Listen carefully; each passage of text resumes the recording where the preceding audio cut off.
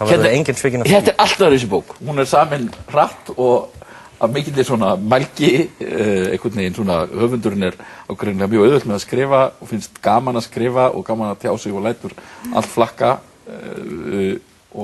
en hún Lára Björnsdóttir, hún að skrifa eiginlega sögur af sjálfri sér á tíma útrásartímabilsins og þó að tíma hrunsins, en þó að bókin heitir Takk útrásarvíkingar, þá fjallar hún eiginlega ekkert útrásarvíkinga, heldur bara svona líf fólks í ákveðinni svona kreðsu í Reykjavík.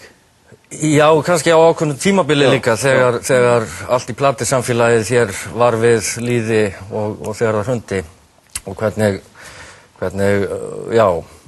einstæð hörkudugleg móðir bregst við bæði fyrir og eftir. Og vinnur í Landsbankanum. Já. Og líkti því að hún í Landsbankanum var lögreglan komin á þennan allir víkingasveitin mætt bara hana til að verja bankan fyrir líðnum. Já, mér finnst þetta alveg hörku skemmtileg bók og góð heimild á sinn hátt nákvæmlega þetta tímabil og það ágætt að einhver taki að sér að skrifa þetta því að flestir af okkar hefðbundnu rithöfundum hafa flúið bæði Reykjavík og samtímann svo rækilega þegar við komnir út fyrir borgarmörkin eða aftur í aldir. Það mikill ferskleika blæri yfir þessu og eins og segir, hún mjög létt með að skrifa, hún hefur smitandi húmor en þetta líka ádeila. Þetta svona galsafengið. Já, en það sem sagt ádeilan í þessu fer heldur ekkert framhjá manni en bara þetta svo skemmtilega skrifað að hún fer kannski fram hjá manni, en ég held að ýmsir karlmenn hefðu gott að ég lesa þessa bók til dæmis. Já, þá gerir þið.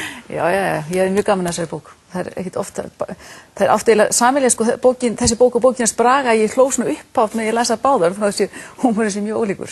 Sem að gerist ekki oft, en mér finnst þetta, hún sko, skrifar mjög skemmtilega texta og hún alveg ofboðslega fyndin þessi bók. Og það verður bara að segja eins og Og hún byggist á, hún náttúrulega verið bloggað lengi, eða bloggað í tíma allavega, hún Lára, og við las það blogg töluvert og hún þarna að nota það efni. Ég ekki alveg samt sátt við það form sem þessu valið. Og þetta svona verið að þröngva sér inn í þetta Takk útrásarvíkingar, verið að búa til einhvern ramma utan þetta sem einhvern veginn alveg að virka, skiptir einhver máli. Ég hefði bara annað búið til eitthvað meira eða byrt pislana bara öðruvísi. Það eitthvað of mikil áreynsla í því sem að bara óþörf, en þetta alveg þræl skemmtilegt og hún svo skemmtilega furðulega blanda þessi stúlka sko líka, og svo svona hefðbundin og fáránlega mikil sérvitringur. Já, hún bara að meitla með þess að vera opuslega hefðbundin og reyna að fara svona beina og vera svo. Já, bara fjallum ýmislegt sem að bara ýmis kýli sem þarf að stinga á sko. Já, og sem öll ekki, hún skrifa transfitur og hún að skrifa ruslmat og hún að skrifa mikil áhuga ruslmat og hreingerningar og ýmislegt. Þetta er ekki sem sagt útrásarvíkinga í raun og veru, það bara nafnið á bókinni.